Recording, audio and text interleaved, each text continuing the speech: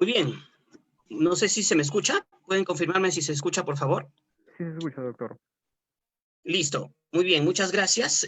Bueno, en primer lugar, agradecer al Colegio de Psicólogos por la invitación.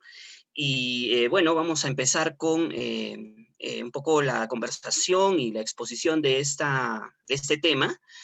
Yo le he puesto el regreso de las pandemias en el siglo XXI porque durante mi exposición me gustaría un poco poder eh, hacer una suerte de recuento, ¿no es cierto?, de las pandemias o las epidemias, mejor dicho, que se presentaron a lo largo del siglo XX, ¿no?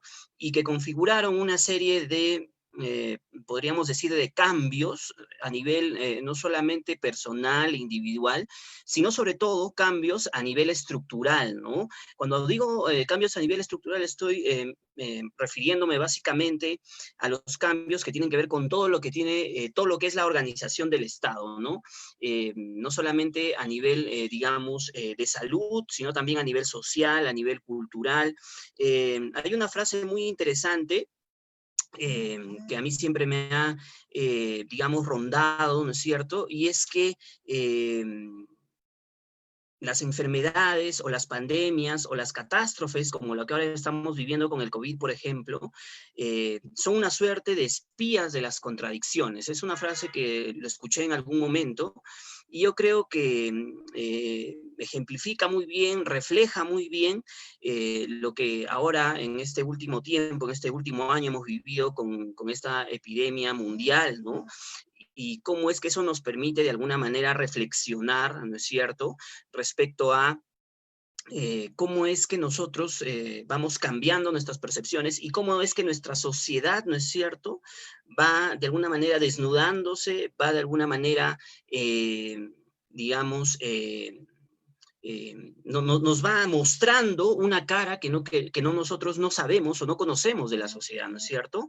Las pandemias, las epidemias, estas catástrofes nos permiten ver cuán frágil, cuán contradictoria, cuán todavía con muchas desigualdades que es nuestra sociedad, no solamente nuestra sociedad peruana, sino también incluso, según las noticias, según todo lo que hemos podido ver, latinoamericana, ¿no? Entonces, un poco el espíritu de esta conferencia, bueno, esta pequeña ponencia que voy a dar es precisamente un poco reflexionar respecto a ello, ¿no?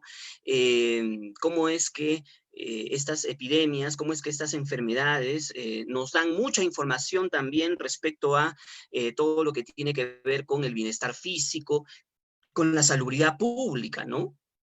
Nos pueden cuestionar o también nos pueden hacer reforzar patrones sociales, nos pueden reforzar también patrones culturales, incluso hasta patrones de género, ¿no es cierto?, que nosotros hemos tejido a lo largo del tiempo, pero que ahora se van evidenciando, ¿no? Entonces, como se dice, a veces no hay mal que por bien no venga, ¿no? Usualmente las epidemias que se han dado a lo largo del siglo XX, que ahora vamos a hablar un poquito de eso en esta pequeña presentación, precisamente han permitido, ¿no?, que el Estado pueda incorporar ciertas políticas de salud pública en su estructura, ¿no es cierto?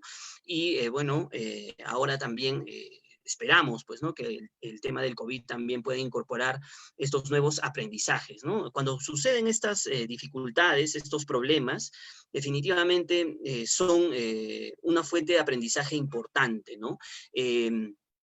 Las pandemias, las epidemias, estimados escuchas, oyentes, ¿no?, los que en este momento están eh, son parte de esta conversación, lo que han hecho siempre, son siempre acontecimientos históricos que lo que hacen es, de alguna manera, acelerar ciertos cambios sociales y culturales, ¿no? Por ejemplo, la civilización griega, ¿no es cierto?, declinó por el tema de la malaria, por ejemplo, ¿no? La Edad Media, como ustedes saben, acabó por la peste negra, por ejemplo, ¿no?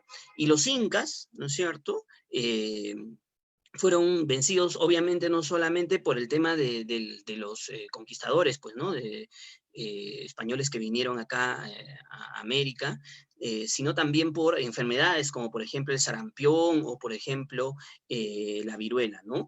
Entonces, ¿esto qué cosa nos quiere decir, no? Que los acontecimientos, ¿no es cierto?, estas enfermedades que obviamente vienen y ocurren, ¿no?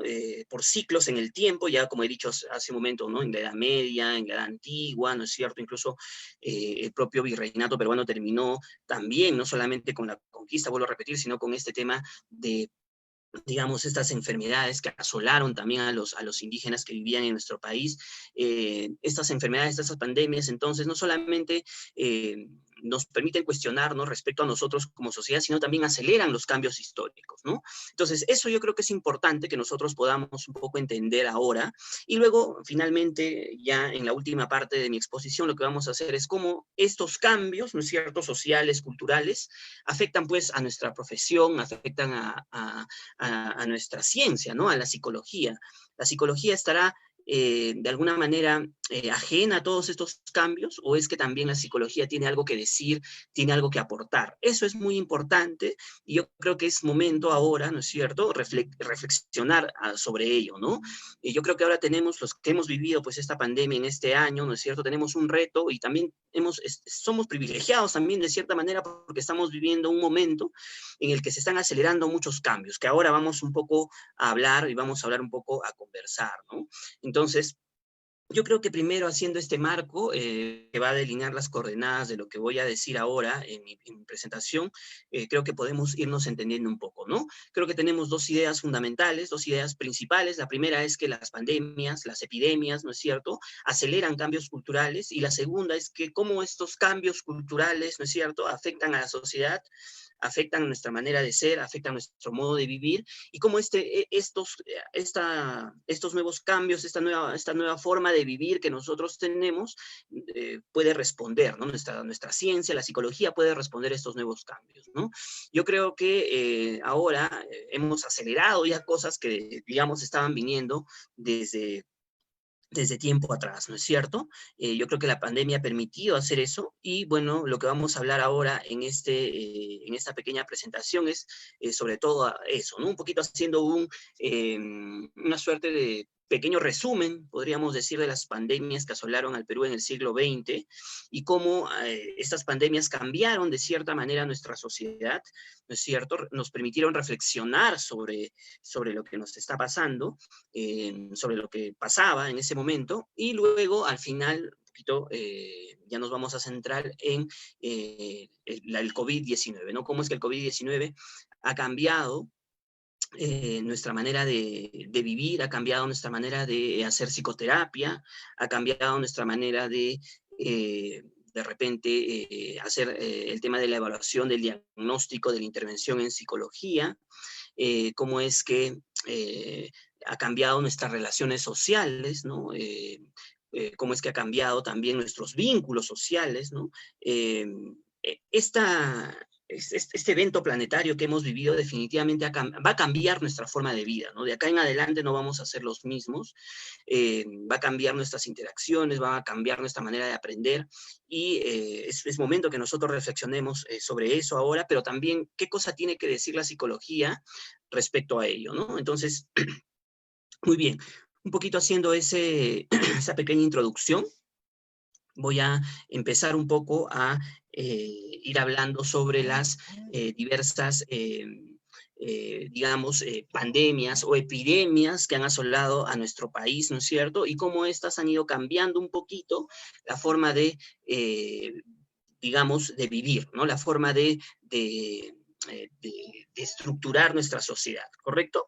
Entonces, vamos a empezar primero con, rápidamente, ¿no? Esta primera epidemia, ¿no es cierto?, que se dio en nuestro país en el siglo XX, ¿no? A nuestro país en el siglo XX, se presentó pues esta primera pandemia llamada la peste bubónica, ¿no es cierto?, que afectó a las principales ciudades de nuestro país, sobre todo las principales ciudades de la costa peruana. Esta pandemia se dio entre el año de 1903 y 1930, ¿no? ¿Y qué reveló esta primera pandemia? Como creo que ahora está revelando el COVID en nuestra sociedad. O sea, pareciera, y eso también es un poco triste y nos permite un poco reflexionar, es como pareciera que el tiempo otra vez se vuelve a repetir, ¿no? Que en realidad no avanzamos, sino que vamos avanzando en círculos, ¿no? Vamos a, un poco más adelante, cuando hablemos sobre el COVID específicamente, vamos a hablar de qué cosa ha revelado el COVID respecto a nuestra sociedad, ¿no? Algo que de repente estaba oculto, pero esta pandemia ha puesto el reflector ahí, ¿no?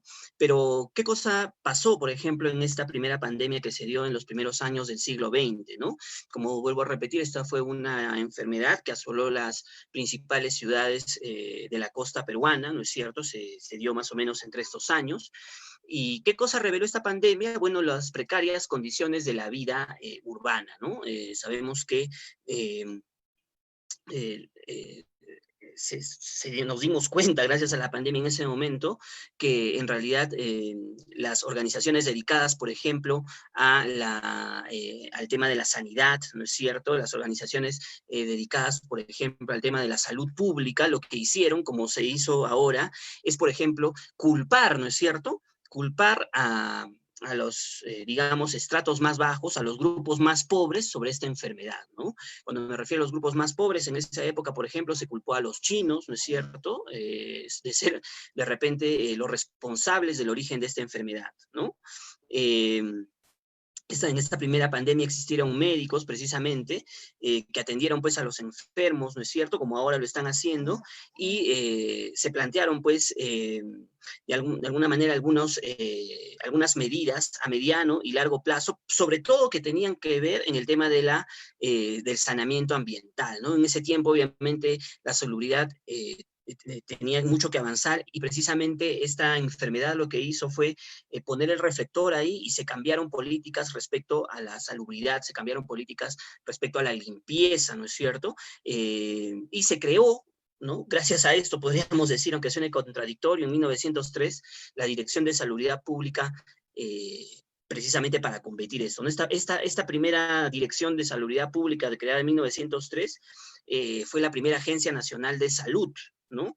Y que estos fueron, pues, digamos, irónicamente, ¿no?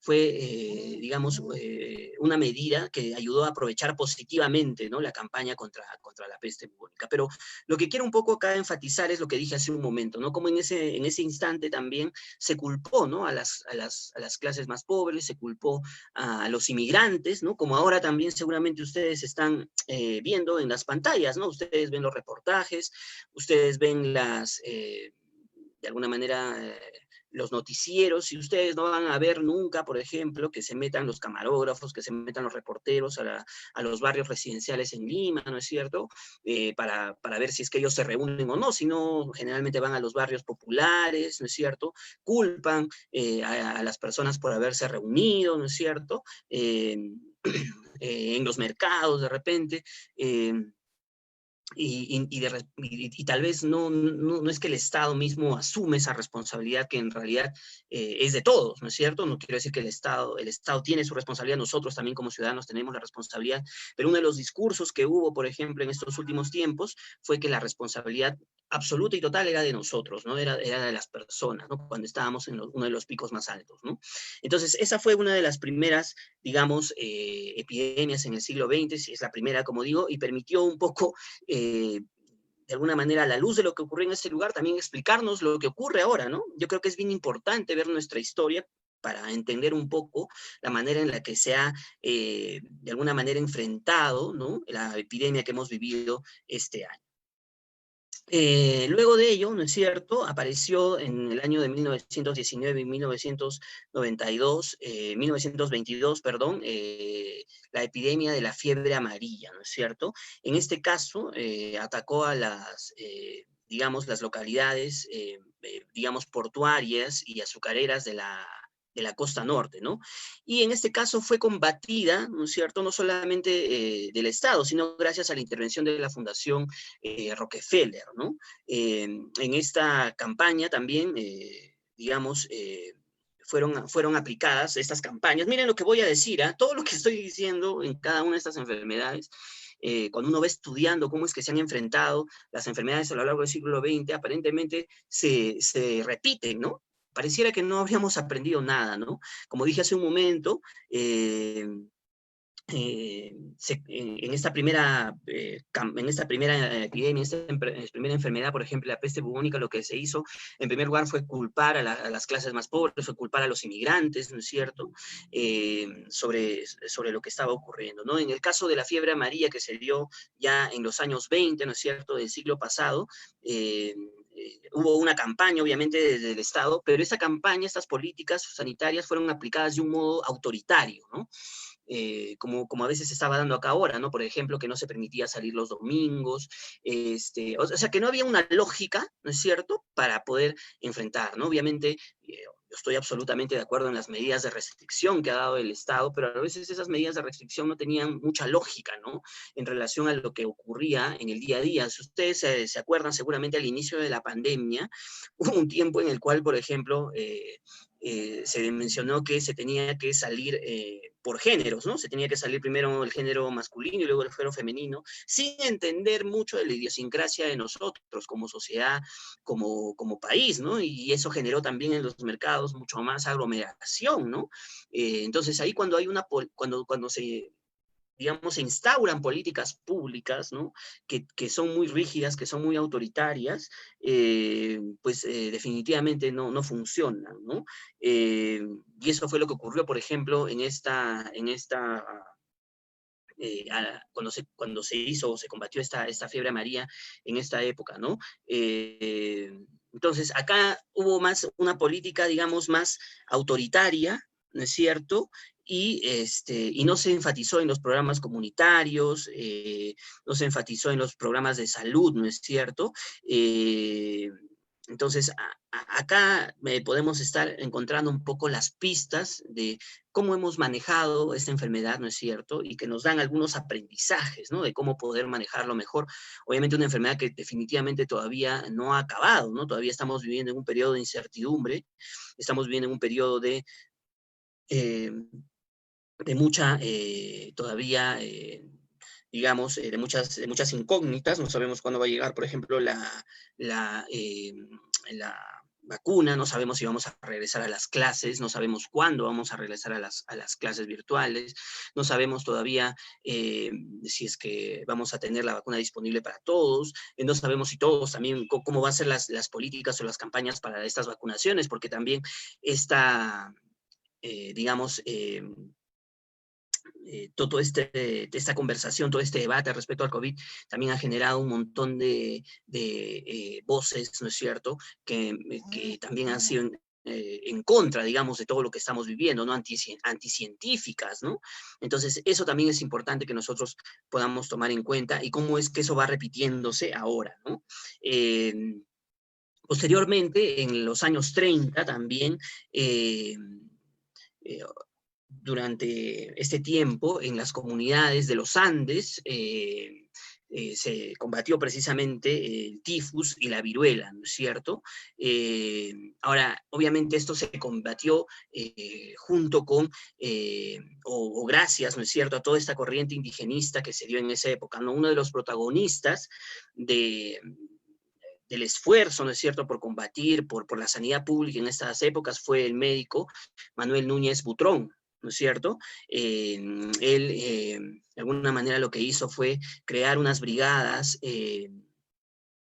sanitarias rurales, ¿no?, que trabajaron precisamente en Puno, ¿no es cierto?, en los años 30, trabajando precisamente en combatir esta enfermedad, ¿no? Entonces, en este caso, por ejemplo, ¿no?, en este caso particular, ¿no?, que estamos viendo cómo se combatió el tifus, cómo se combatió la viruela, ¿no?, en esos años, ¿no es cierto?, en los Andes, ahí yo creo que en este caso nos puede ilustrar de manera muy, muy interesante cómo es que digamos, las propias comunidades, ¿no es cierto?, los propios líderes naturales se involucraron, ¿no es cierto?,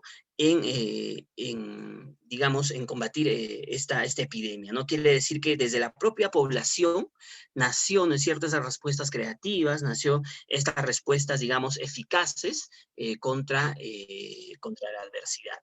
Eh, entonces es importante que nosotros podamos un poco ir entendiendo ello, ¿no? Yo creo que obviamente este es un trabajo, ¿no?, que tiene recién está a medio camino, definitivamente, como vuelvo a repetir, no hemos terminado todavía de estudiar el COVID, estamos recién inmersos en todo lo que eso significa.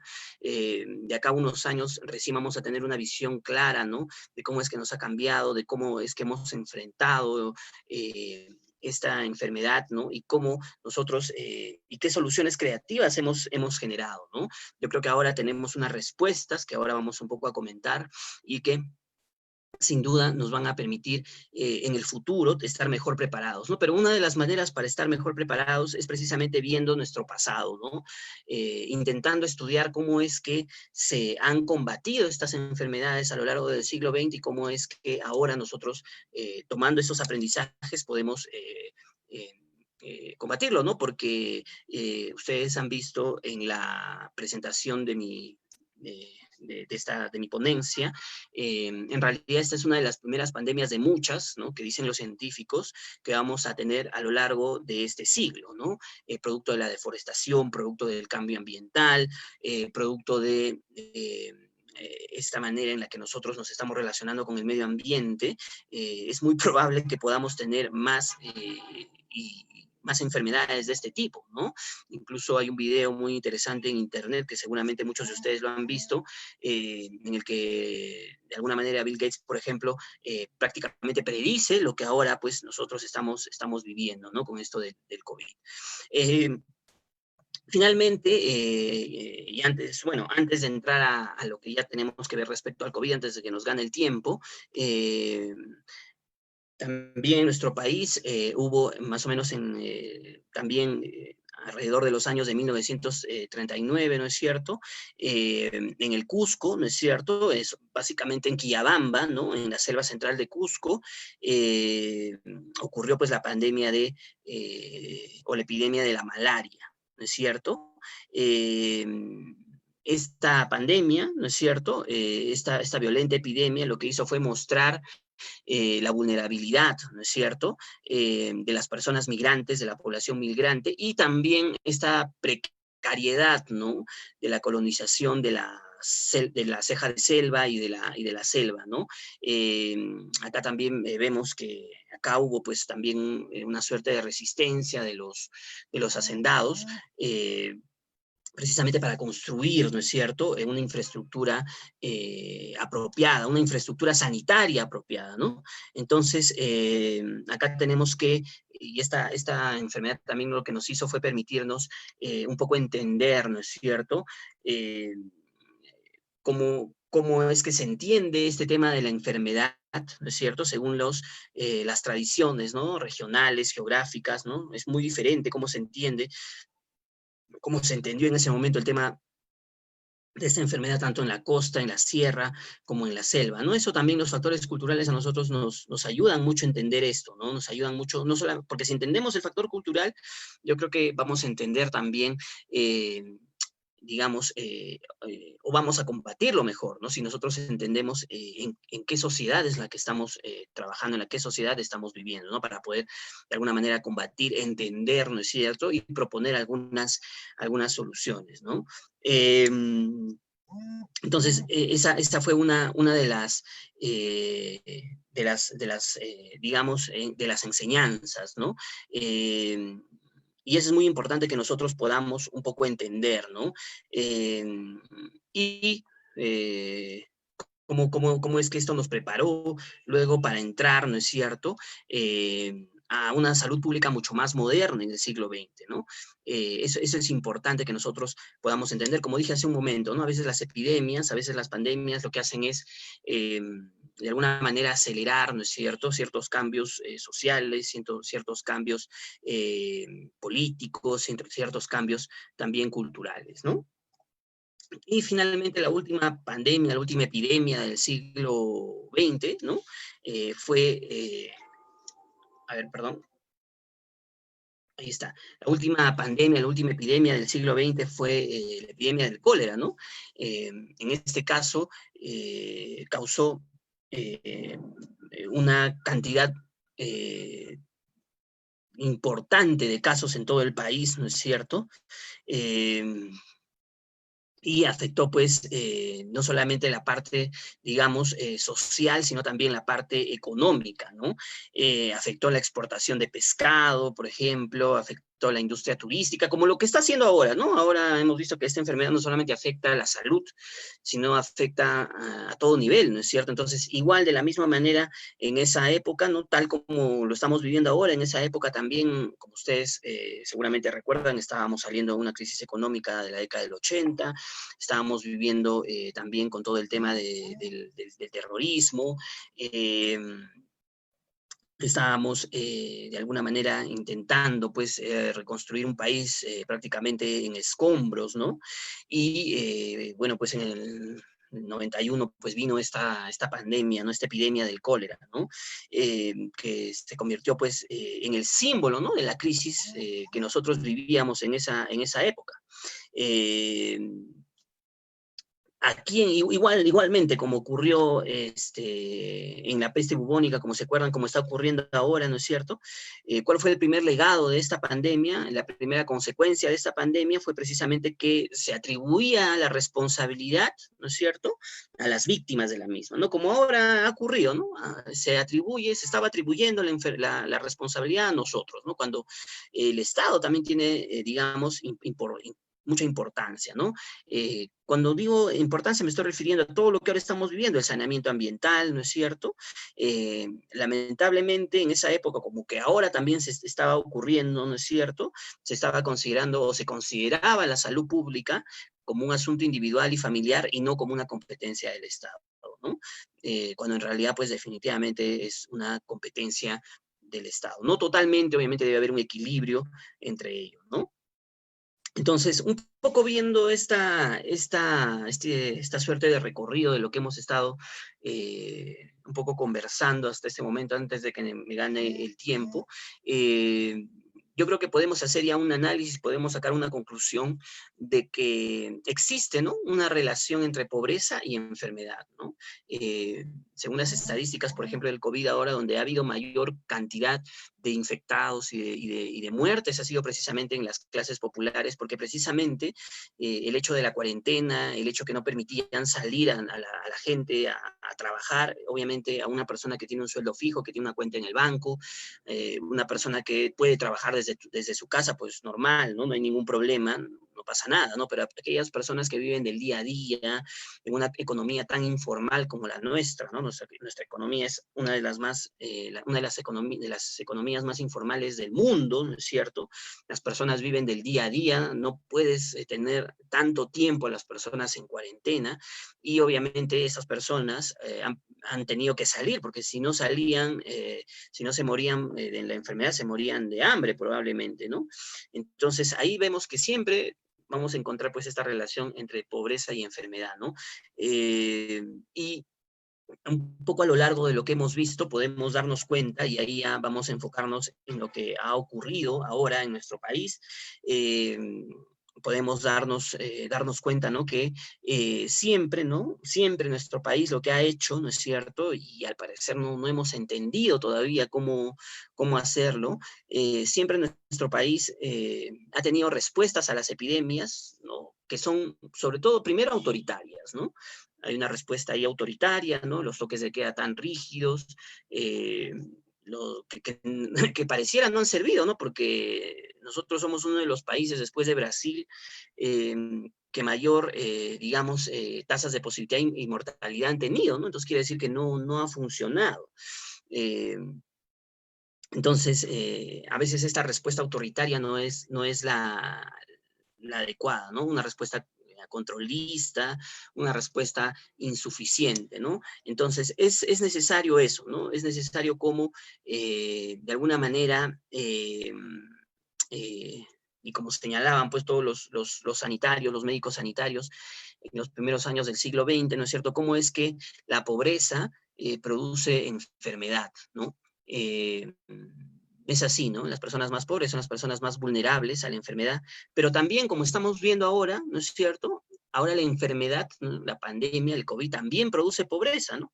Eh, las estimaciones respecto a el impacto económico que va a tener eh, la epidemia es muy fuerte, ¿no es cierto? Eh, el tema de cómo es que, digamos, los indicadores macroeconómicos están obviamente siendo no muy optimistas, ¿no? En referencia a cómo es que de alguna manera hay muchas personas que van a y hay ya muchas personas que se han quedado sin empleo, hay muchas personas que se han quedado sin trabajo, ¿no? Y cómo esta enfermedad pues está generando pobreza, ¿no? A pesar de que en nuestro país ha vivido prácticamente unos 20 años, ¿no es cierto?, de crecimiento económico ininterrumpido, ¿no? Pero este crecimiento económico pues no ha venido acompañado de un desarrollo, ¿no?, social, ¿no?, un desarrollo como sociedad, ¿no? Hemos tenido un crecimiento económico, pero no hemos tenido un desarrollo económico, ¿no? Entonces, eso ha permitido, pues, como dije al inicio de mi exposición, desnudar todas nuestras fragilidades, ¿no? Desnudar, por ejemplo, que ya no podemos seguir permitiendo, ¿no?, que tener una economía tan informal, ¿no? Tantas personas viviendo del día a día, ¿no? Si bien es cierto, el motor de nuestra economía es esa, los microempresarios, ¿no es cierto?, las personas, los negocios familiares, pero esta pandemia ha dado como campanazo de alerta en es que debemos precisamente incluir a estas personas dentro del sistema formal, dentro del sistema, digamos, bancario, ¿no? Eh, para precisamente evitar todo lo que hemos visto ahora, ¿no? El tema de invertir mayor presupuesto en el tema de salud, ¿no? No es posible que los hospitales, por ejemplo, podamos ver ahora que han estado absolutamente colapsados. Y también ustedes seguramente han escuchado las noticias, cómo es que las clínicas, pues prácticamente este, no tenían ningún tipo de control respecto a los cobros que se hacían. Entonces, todo esto, ¿no? Todo esto nos permite preguntarnos, ¿no? Y como dije hace un momento, ¿cómo es que las enfermedades, ¿no?, son precisamente las espías de estas contradicciones, ¿no?, que nos permiten un poco eh, eh, poner el reflector, el foco en todos los problemas que de repente no nos estábamos dando cuenta, pero gracias a todo esto no, nos han permitido, o nos permiten de alguna manera ponerlos en agenda, conversarlos, debatirlos, ¿no? Y como hemos dicho, ¿no?, la enfermedad produce pobreza, ¿no es cierto? Y esta pobreza se refleja pues en el desempleo, y se refleja pues en la capacidad para afrontar precisamente la vida, para afrontar precisamente la muerte, ¿no? Entonces, esa es una relación que creo que podemos entender, ¿no es cierto? Un poco ya como resumen de lo que hemos estado viendo ahora y un poco para ya ir cerrando, ¿no? Tal como mencioné en un momento, hace un momento, perdón, cómo es que todo esto impacta en nosotros, ¿no? En los psicólogos, ¿no es cierto? Y en lo que nosotros básicamente trabajamos, que es el tema de la salud mental, ¿no? Hemos hablado ahora muy rápidamente respecto al tema estructural, ¿no?, como sociedad, como Estado, pero obviamente eso nos afecta a nosotros, a los profesionales de la salud, y afecta también a la gente en relación a la salud mental. Entonces, ¿qué respuestas y qué hemos aprendido ahora producto de la pandemia, ¿no? Respecto a la salud mental, ¿no? Desde la Escuela de Psicología de la Universidad Continental, por ejemplo, lo que nosotros hemos hecho ahora, ¿no? Producto de todo esto que estábamos viviendo, se creó un programa, ¿no?, llamado Calma, que lo que trabajaba era precisamente los primeros auxilios psicológicos, ¿no? Es decir, como sabemos, es importante cuando ocurren estos temas de pérdidas, cuando ocurren digamos, estas catástrofes generadoras de estrés, ¿no? Como en este caso ha sido el tema del confinamiento, la pérdida del trabajo, de alguna manera la pérdida de un familiar. Todo esto genera obviamente en las personas todo un sentimiento de minusvalía, de falta de control, ¿no es cierto?, de ansiedad, de estrés, ¿no? Y probablemente degenere pues en depresión o ya en trastornos de estrés de repente postraumáticos, ¿no? Entonces, por ejemplo, para evitar llegar a eso, pues ustedes conocen, estimados amigos, que hay, digamos, una técnica, hay todo un conocimiento desde la psicología que tiene que ver con los primeros auxilios psicológicos, ¿no? Que lo que hace es en primer lugar intervenir eh, cuando ocurre, ¿no?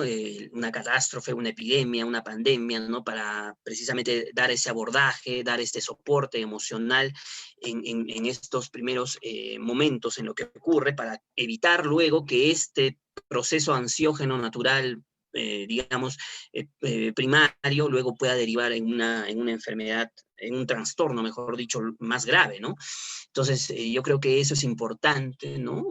Nos ha llamado a nosotros, por ejemplo, desde las escuelas de psicología, desde las universidades, que también nosotros podamos enfocarnos en todo este proceso de los primeros auxilios psicológicos, que es un proceso muy, muy interesante, que nosotros debemos de tomar en cuenta, debemos de alguna manera entrenarnos. A nosotros nos ha permitido precisamente entrenar todo este proceso, ¿no es cierto? Generar programas, ¿no?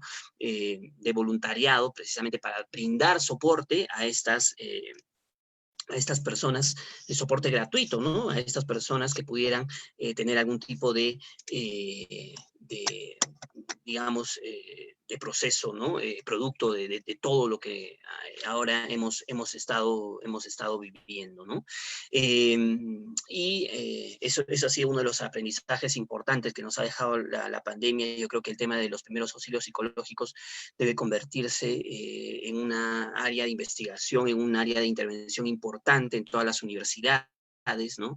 Y también en los centros de salud, ¿no es cierto?, de atención primaria, súper importante poder trabajar esta manera de abordar, poder trabajar esta manera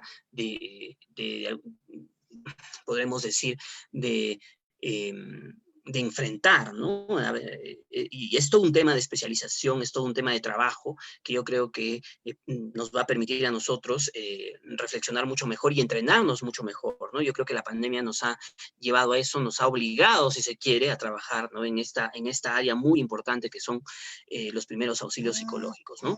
Y finalmente, ¿no? Tenemos el tema de todo lo que tiene que ver con la telepsicología, ¿no? Con el tema de perderle el miedo al tema de las intervenciones mediante plataformas, ¿no? Mediante espacios virtuales, que creo que también es importante y que nos permite acercarnos, ¿no? Particularmente nosotros hemos precisamente tratado de implementar no solamente estos espacios, como les mencioné hace un momento, este espacio de apoyo, ¿no?, a la comunidad mediante este programa Calma en la Universidad Continental, sino que también para nuestros propios estudiantes nosotros nos hemos visto en la obligación de implementar los consultorios virtuales, ¿no? Para que ellos puedan, para que nuestros estudiantes también en medio de esta pandemia puedan tratar de atender precisamente estas necesidades, ¿no? Sin necesidad de estar pues en un mismo espacio físico con la persona, ¿no? Entonces, yo creo que esa, digamos, esa manera de entender la psicología, ¿no? Esta telepsicología, esta ciberpsicología, digamos, en relación a la realidad virtual, en relación a la psicología 4.0, en realidad, en relación a la psicología más orientada a, digamos, todo este tema más tecnológico. Yo creo que ya nosotros lo veíamos venir, pero el producto de la pandemia esto se ha acelerado, ¿no? Esto nos ha, de alguna manera, como que hemos tenido que acelerar las cosas que deberíamos, o pensábamos hacer hace unos años, pero la pandemia nos ha permitido, o nos ha visto en la necesidad de acelerar esto, ¿no? Entonces, un poco para ir ya cerrando mi presentación, ¿no? Eh, Finalmente, ¿no? Todo esto nos va, todo este proceso que hemos estado viviendo y que sin duda vamos a seguir viviendo genera un montón de, digamos, temas, un montón de problemas, ¿no es cierto?, como la pobreza, la enfermedad va a generar pobreza, va a generar todo el tema del desempleo, va a generar también dificultades en el afrontamiento de estos problemas. Entonces, nosotros como psicólogos, ¿cómo podemos enfrentar eso, no? Desde nuestro propio lugar en el mundo, desde nuestra propia ciencia, ¿no? Entonces, ahí creo que tenemos un gran reto, como vuelvo a repetir, el tema de todo este proceso de realidad de psicología, de la telepsicología, ¿no? Cómo es que los profesionales en psicología han estado de alguna manera de alguna manera brindando los servicios, ¿no? No necesariamente presenciales, ¿no? Sino que lo han tenido que hacer adecuándose a las nuevas tecnologías, obviamente siguiendo también los protocolos éticos que se requieren en estos casos, ¿no? Sabemos que hay temas muy importantes, ¿no? Que tenemos que adecuar, ¿no? Si nosotros leemos, por ejemplo, el Código de Ética del Colegio de Psicólogos, ahí, por ejemplo, tendríamos que actualizar respecto a cómo se puede atender, por ejemplo, en estos casos. No existe, ¿no? No lo tenemos ahí. ¿Por qué no lo tenemos? Porque obviamente no lo conocíamos, no sabíamos, nadie sabía que íbamos a estar en una pandemia en este preciso momento, ¿no? Pero miren cómo digamos, esta situación tan dramática que hemos vivido también nos va a permitir pensar eso, ¿no? Repensar esto, ¿no? Repensar cómo será la intervención a nivel, digamos, virtual, cómo va a ser el diagnóstico a nivel virtual, cómo va a ser las intervenciones a nivel virtual. Y esto nos permite precisamente reflexionar sobre esto, nos permite precisamente trabajar sobre esto, ¿no es cierto? Nos permite, de alguna manera, generar nuevas intervenciones, generar nuevos tipos de evaluaciones.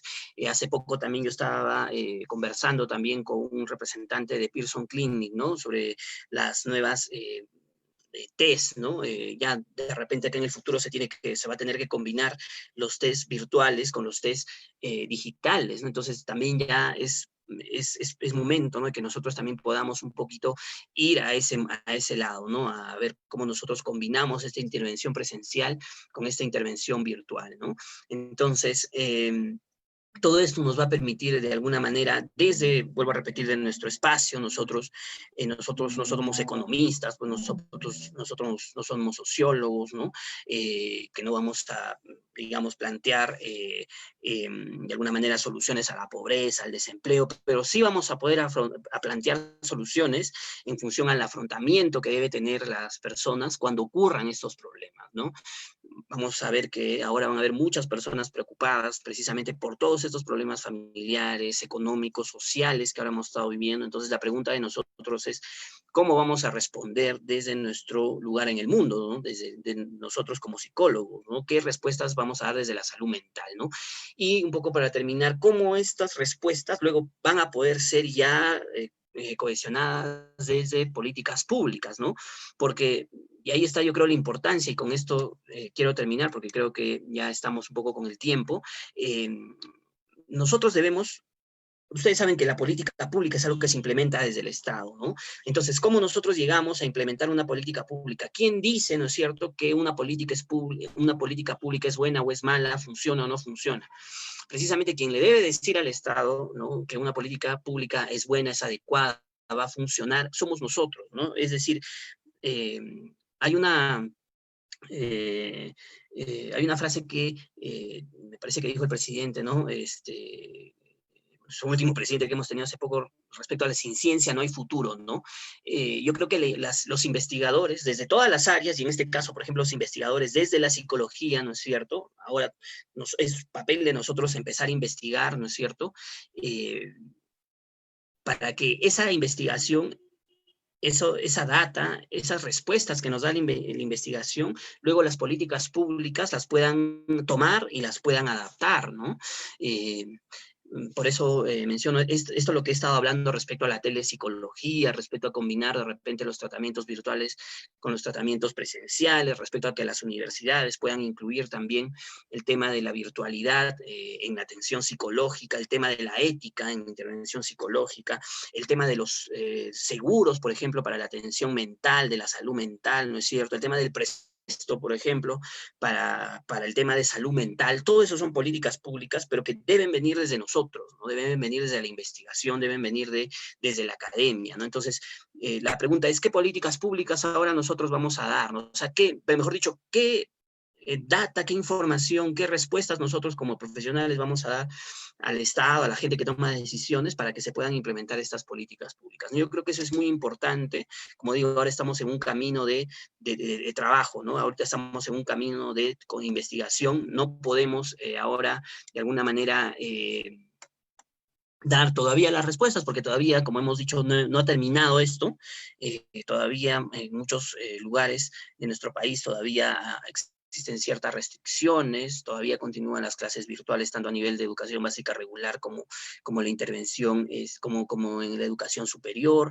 Todavía se están planificando el tema de las vacunas. Ahora, esto, cómo todos estos problemas, todos estos aprendizajes se van a reflejar en políticas públicas que van a venir desde el Estado, ¿no? Entonces ahí está nuestra labor como psicólogos, ¿no? De poder dar precisamente esos insumos y esas respuestas, ¿no? Entonces, eso sería básicamente lo que me gustaría, bueno, comentarles ahora respecto a lo que hemos venido conversando, ¿no? Entonces, yo les agradezco y no sé si habría alguna duda o alguna consulta de mi parte. Eso sería todo. Muchas gracias, estimados amigos.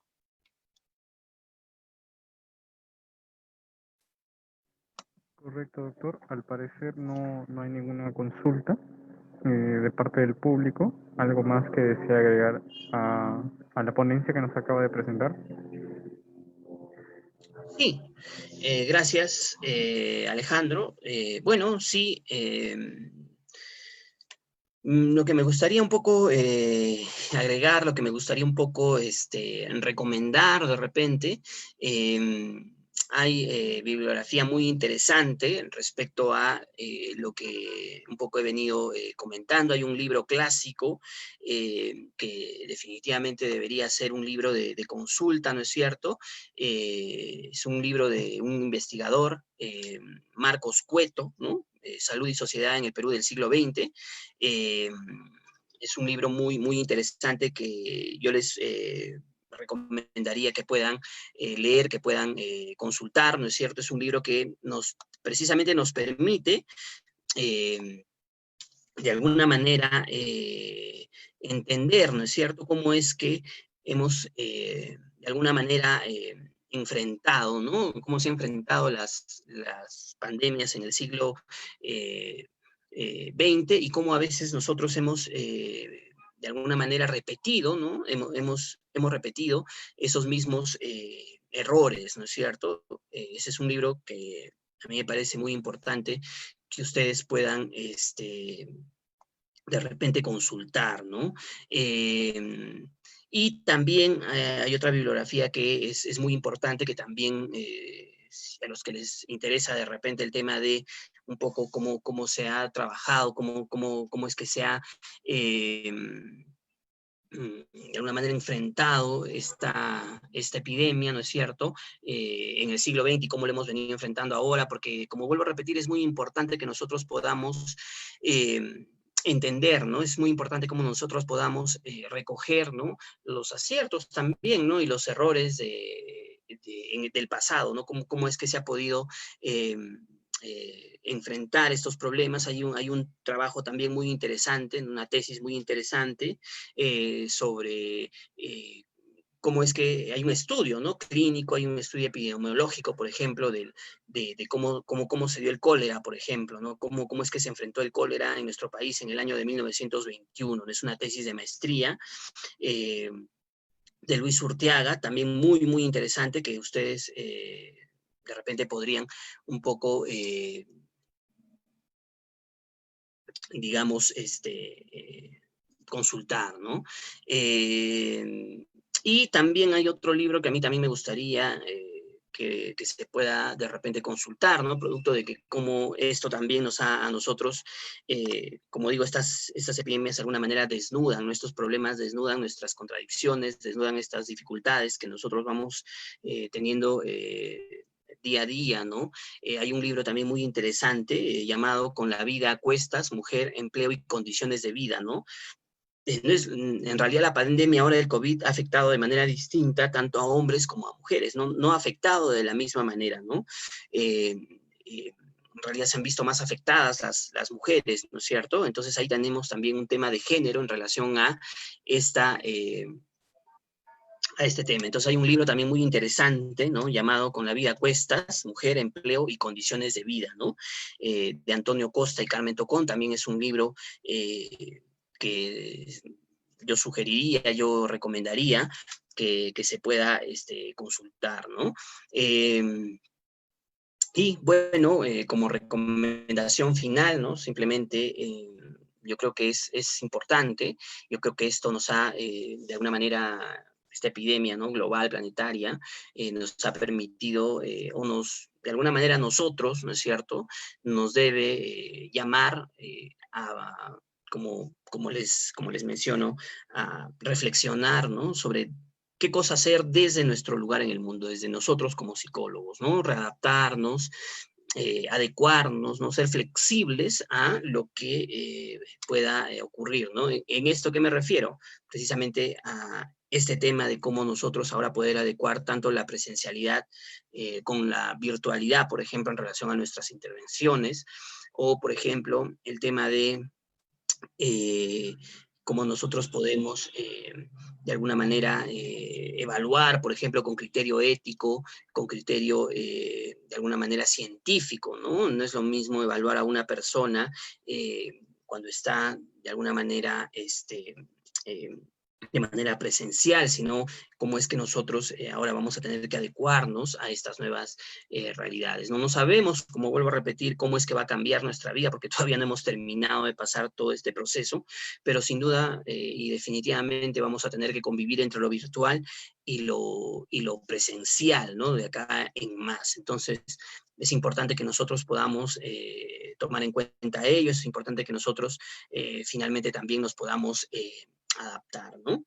Entonces, eso sería de mi parte, Alejandro, más bien yo les agradezco al Colegio de Psicólogos, ¿no? Y a todos los que nos han podido estar escuchando en este momento.